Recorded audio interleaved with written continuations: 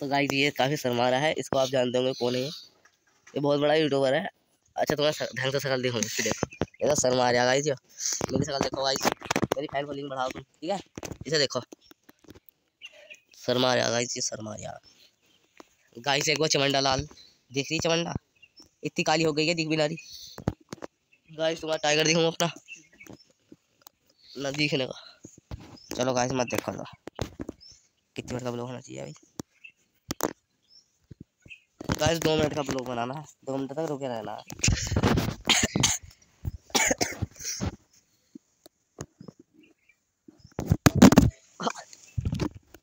Sorry guys आपका दिक्कत है, आप नीचे गिर गए थे गाइस। कोई नहीं गाइस, कोई नहीं। ये देखो कितना शर्मा रहा है गाइस, इन्होंने मेरी सेटिंग खराब कर दी, बोले तो बाल खराब। तो गाइस जब 2 मिनट का ब्लॉग हो जाए आपने घर चली जाइए, देखो सब्सक्राइब